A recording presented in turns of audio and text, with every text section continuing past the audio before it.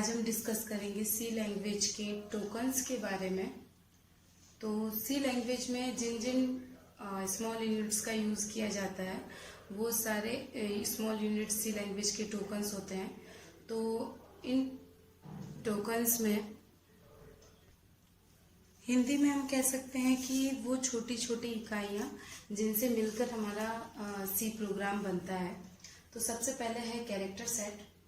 Character set का मतलब होता है कि ऐसे जो भी वर्ड्स हैं जो हमारे सी लैंग्वेज में या हमारे सी लैंग्वेज का जो सॉफ्टवेयर है, हम जिन वर्ड को हम उसमें लिख सकते हैं, जो भी वर्ड है जिसे हम लिख सकते हैं, वो सारे इसके कैरेक्टर सेट में आ जाएंगे।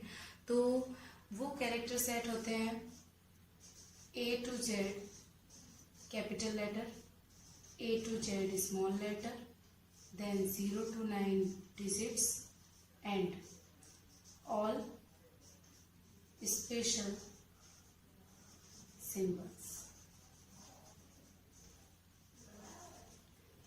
ऑल स्पेशल सिंबल्स, इन सभी का यूज सी लैंग्वेज में प्रोग्रामिंग करने में यूज किया जा सकता है।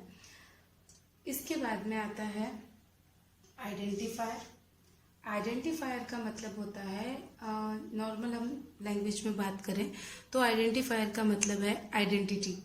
तो किसकी आइडेंटिटी, यहाँ हम किसकी आइडेंटिटी की बात कर रहे हैं? तो यहाँ हम बात कर रहे हैं वेरिएबल, कांस्टेंट, या इसके आगे हम प्रोग्रामिंग में बात करेंगे एरे या फंक्शंस की। तो उन सभी के नाम, मैंने इससे पहले जो वीडियो बनाया था उसमें हम 2 डिजिट को ऐड करने का मैंने आपको प्रोग्राम बताया था, स्ट्रक्चर ऑफ प्रोग्रामिंग लैंग्वेज में। तो उसमें जो हमने 2 वेरिएबल लिए हैं इस तरह से, इंट a, b और सम, तो ये तीनों जो वेरिएबल हैं इनके नाम यूजर डिफाइंड, इनके नाम यूजर अपनी अकॉर्डिंग, अपने इच्छा से कुछ भी दे सकता है। जैसे कि हम भी अपने लाइफ में नॉर्मली बात करें तो हम किसी का नाम रखते हैं, तो वो नाम हम अपने अकॉर्डिंग कुछ भी रख सकते हैं, बट उसका नाम एक उसके नाम भी रखने का एक तरीका होता है। जैसे हम नाम में डिजिट तो नहीं रख सकते, तो उसी तरह इसी लैंग्वेज में भी नाम लिखने का जो तरीका होता है वो आइडेंटिफायर, जो किसी भी वेरिएबल, कांस्टेंट, इन सब का नाम जो यूजर के थ्रू दिया जाता है। सो इसकी डेफिनेशन क्या होगी? Those names, those C language, those name which is given by user, जो नाम यूजर के द्वारा दिए जाते हैं, जैसे वेरिएबल का नाम, कांस्टेंट का नाम, फंक्शन का नाम, एरे का नाम। तो ये सभी क्या होते हैं? आइडेंटिफायर होते हैं। तो ये आइडेंटिफायर लिखने के कुछ रूल्स होते हैं। वो रूल्स मैं आपको आइडेंटिफायर के लिए मैं एक अलग से वीडियो बनाऊंगी, उसमें मैं आपको इन सभी रूल्स के बारे में डिफाइन करूंगी कि ये सारे रूल्स कौन से हैं। इसके बाद में वेरिएबल। वेरिएबल, अगर हमको कोई भी वैल्यू स्टोर करनी है तो उसके लिए हम वेरिएबल का यूज करते हैं। जैसे मैथ्स में भी अगर हम बात करते हैं a इक्वल टू 10, तो ये 10 वैल्यू हमने किसको दी है? a को। तो इस 10 को हम अब किस नाम से जानते हैं? a के नाम से। तो इसी तरह वेरिएबल जो होता है वो वैल्यू को स्टोर करता है, और इसकी जो वैल्यू होती है वो प्रोग्राम में जो रन टाइम होता है उस रन टाइम के दौरान चेंज हो सकती है। तो इसकी जो वैल्यू है वो ड्यूरिंग रन टाइम हम चेंज कैसे हो सकती है कि अगर हमने लिखा है a इक्वल टू 10 और हमारा प्रोग्राम जो आगे चल रहा है, लंबा है, जो भी है, आगे जो भी हम स्टेटमेंट दे रहे हैं उसमें हमने किसी जगह पर लिख दिया a इक्वल टू 11 या a equal to a plus 20, तो जो भी है इससे a की वैल्यू क्या हो रही है? चेंज हो रही है। तो वेरिएबल जो है उसकी वैल्यू जब प्रोग्रामिंग रन होगी, जब प्रोग्राम कंपाइलर रन करेगा, तो उस वक्त वो कंपाइल जब कर रहा होगा तब वो वेरिएबल की वैल्यू उसको a इक्वल टू 10 मिली, बाद में इसको वेरिएबल की वैल्यू a इक्वल टू 11 मिल गई, या a equal to a plus 30 हो गई। तो इसको जो वैल्यू बाद में मिली ये उसको चेंज कर देगा। इसको पहले 10 मिली, इसने a की वैल्यू 10 कर दी, बाद में 11 मिली, 11 कर दी, बाद में 30 मिली, 30 कर दी। सो वेरिएबल की जो वैल्यू होती है वो प्रोग्राम में एग्जीक्यूशन के टाइम चेंज हो सकती है, इसके बाद में बात करते हैं पहले कांस्टेंट की। कांस्टेंट क्या होता है? सेम एज वेरिएबल ही होता है, बट वेरिएबल और कांस्टेंट में एक बहुत ही इम्पोर्टेंट डिफरेंस है। वो डिफरेंस ये है, सबसे पहले तो हम इसकी सिमिलरिटी की बात करते हैं। तो सिमिलरिटी ये है कि वेरिएबल की तरह ही कांस्टेंट भी वैल्यू को स्टोर करता है। जैसे वेरिएबल वैल्यू को स्टोर करेगा पहले ही, वैसे ही कांस्टेंट स्टोर करेगा। बट जो इनके बीच में बहुत इंपॉर्टेंट डिफरेंस है, वो डिफरेंस ये है कि वेरिएबल की वैल्यू प्रोग्राम के एग्जीक्यूशन के दौरान चेंज हो सकती है, ड्यूरिंग एग्जीक्यूशन चेंज हो सकती है, बट कांस्टेंट की वैल्यू प्रोग्राम के एग्जीक्यूशन में चेंज नहीं हो सकती। इसकी वैल्यू एक बार जो यूजर ने दे दी या एक बार जो प्रोग्रामर ने दे दी, वो वैल्यू इसकी फिक्स हो जाती है। उस वैल्यू में चेंजेस पूरे प्रोग्राम में कभी भी नहीं किया जा सकता। सो जस्ट लाइक पाई की वैल्यू, तो पाई की वैल्यू फिक्स वैल्यू है 3.14। सो अगर हम उसकी वैल्यू में चेंजेस कर देते हैं तो हमारा पूरा का पूरा ही आंसर ही रॉन्ग हो जाएगा। इसलिए पाई जैसे कि एक वेरिएबल कांस्टेंट वैल्यू होगी जिसको हम कभी भी चेंज नहीं करेंगे, तो उसके लिए हम कॉन्स्ट कीवर्ड का यूज करेंगे। कीवर्ड क्या है ये मैं अभी आपको बताऊंगी। कॉन्स्ट कीवर्ड जो है, इसके थ्रू हम जैसे हम वेरिएबल को इस तरह नॉर्मली डिक्लेयर करते हैं, वैसे ही हम कांस्टेंट को डिक्लेयर कर सकते हैं। कांस्टेंट के लिए हम आगे यहाँ पर कॉन्स्ट कीवर्ड लगा देंगे और इसके बाद में a इक्वल टू, जैसे मैंने इसकी वैल्यू 10 कर दी, तो इसके बाद में भले ही इसकी वैल्यू हम कहीं पर भी चेंज करें, इसकी वैल्यू चेंज नहीं होगी, हमेशा इसकी वैल्यू 10 ही रहेगी।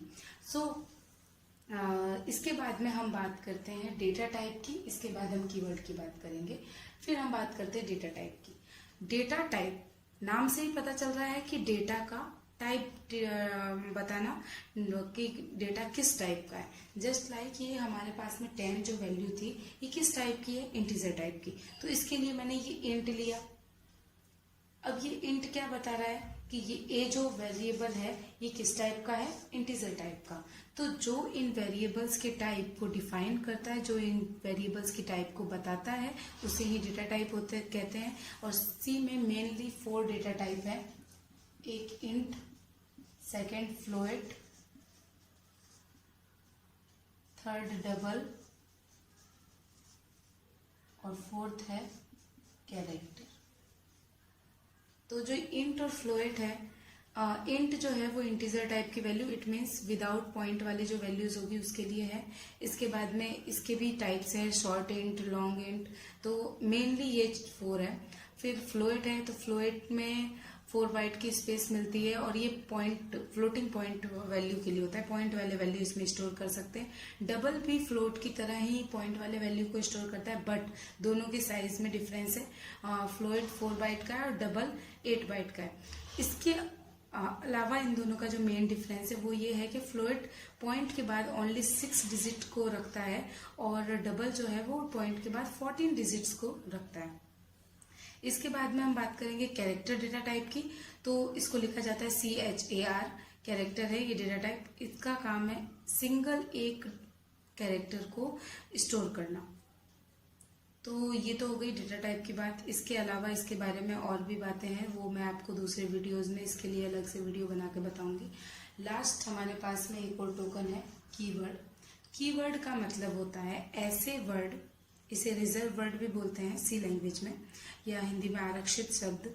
तो ऐसे वर्ड जो सी लैंग्वेज में जिसका मीन और जिसका यूज, मीनिंग और यूजेस दोनों ही क्या है? फिक्स है।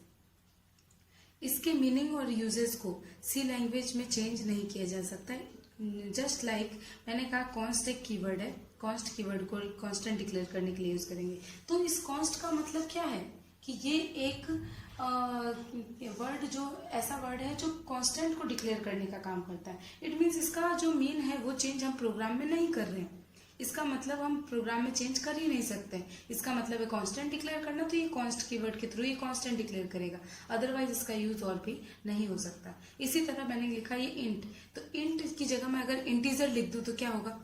रॉन्ग हो जाएगा, क्योंकि सी की जो लाइब्रेरी में जो कीवर्ड्स हैं उसमें इंटीजर को INT ही लिखा गया है। तो जहां पर भी मैं INT लिखूंगी इट मीन्स वो हम कीवर्ड का यूज कर रहे हैं, तो वो प्रोग्रामर कंपाइलर इसे कीवर्ड समझेगा। और ये इंट कीवर्ड का यूज क्या है कि इंटीजर टाइप की वैल्यू को डिक्लेयर करना, इंटीजर टाइप की वैल्यू को बताना कि ये इंटीजर टाइप की वैल्यू है। वेरिएबल इंटीजर टाइप के डिक्लेयर करने के लिए इंट कीवर्ड का यूज किया जाता है। वैसे ही कांस्टेंट डिक्लेयर करने के लिए कॉन्स्ट कीवर्ड का यूज किया जाता है। जैसे मैंने आपको ये फ्लोट, डबल, कैरेक्टर, ये सब भी कीवर्ड्स ही होते हैं, क्योंकि इन सब का मीनिंग, इन सब का यूजेस जो भी है वो सब सी लैंग्वेज में, सी प्रोग्रामिंग लैंग्वेज में क्या है, फिक्स है। तो आज हमने सी लैंग्वेज के टोकन्स के बारे में डिस्कस किया। आई होप आपको इस वीडियो से इस सी लैंग्वेज के टोकन्स के बारे में पूरी इन्फॉर्मेशन मिली हो। बाकी के हम इन सब के बारे में फिर से डिस्कस करेंगे, अलग अलग इन सारे टॉपिक्स पे डिस्कस करेंगे। अगर आपको मेरा वीडियो पसंद आया हो, आपको इससे सी टोकन्स के बारे में इन्फॉर्मेशन मिल गई हो, तो आप वीडियो को लाइक करें, शेयर करें और मेरे चैनल को सब्सक्राइब करें, ताकि आपको और भी नए वीडियोस की अपडेट मिलती रहे और आप इन्फॉर्मेशन को आसानी से इजीली ले सके। Thank you for watching.